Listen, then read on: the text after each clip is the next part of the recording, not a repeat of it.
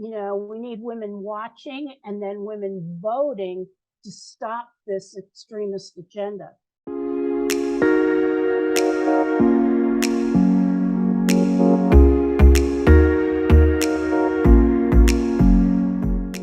Hello, everybody. My name is Max Nosfish. I'm the manager of visitor experiences here at the First Amendment Museum located in Augusta, Maine. Thank you all for joining us for this episode of the one-on-one interview series. Today, I'm joined by our guest all the way from Florida, Debbie Deland. Debbie, if you want to take a moment to introduce yourself. Yeah, I'm Debbie Deland. I'm president of the Florida National Organization for Women, so the chapter that's responsible for the state, but I'm also president of the Greater Orlando Now chapter, which really takes care of a big chunk of Central Florida. We're extremely active in women's rights, and as an activist, always working on protests and getting the word out and getting women out to fight for their rights. So why do you think the First Amendment is important? What is its purpose? The First Amendment protects democracy and informs democracy. It's probably the first thing as a kid and even today that you think of when you think of our rights. I really do think it's a linchpin of democracy. If we didn't have those freedoms and they're enforced by law, we would end up not having a democracy. We'd be in a fascist republic. I don't even know if you can call it a republic. I also think that the amendment's purpose is to find freedoms by the founding fathers that they didn't think they had under the British and European monarchies. And so the purpose today is no different than it was then. It enshrines these rights as central to healthy governance. And I think that's a big part of what the First Amendment is all about, is how do you support healthy governance? And we can't have anti-LGBTQ bills. We can't have HB1 crippling peaceful assembly with definite threatening of arrest. That's just not part of what the First Amendment stands for, and we can't stand to let that happen. So what is the National Organization for Women and what kinds of work does it do? The National Organization for Women is the largest civil rights organization for women in the United States. We fight on a number of areas of women's rights. We don't necessarily act on our own. We do a lot in coalitions. There are a ton of groups out there that we try to work with and bring together in consolidated action. How has the Florida National Organization for Women responded to the overturn of Roe v. Wade? That seems to be the big issue on everybody's minds these days. We spent a lot of time working and protesting up in Tallahassee to avoid the 15-week ban, but we lost. We're now spending a fair amount of time raising money to support people like through Florida Access Network or the Tampa Access Network to support women going out of state that can't afford to go out of state to get abortions.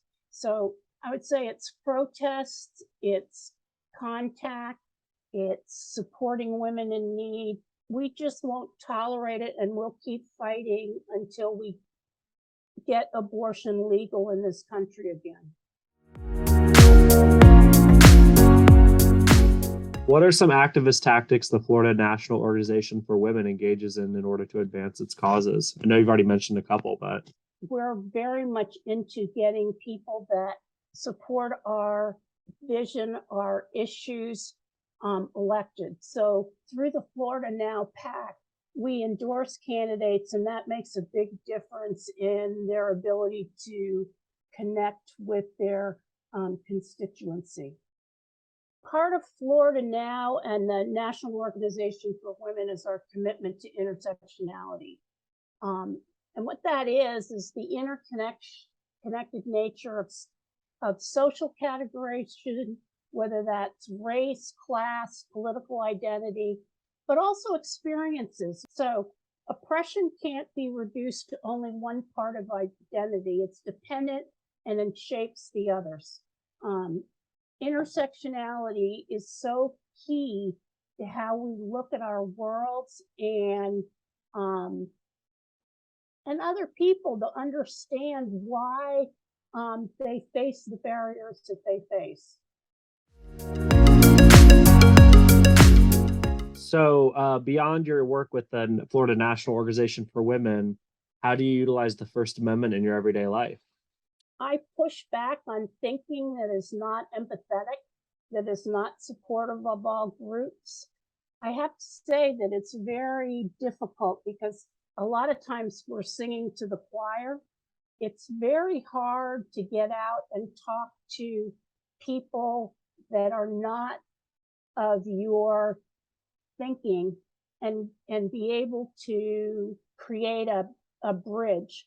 But I keep trying. I'm clear about my privileges. I write letters to the editors. I've had a few published. And I'm really vocal about everything. Excellent. Well, Debbie, thank you so much for joining us for this series. Is there any last thing you want to promote, plug, get out there? Anything you're working on? Anything the Florida National Organization for Women is working on? Anything people should be paying attention to? Ways to reach you? Now is your open mic moment.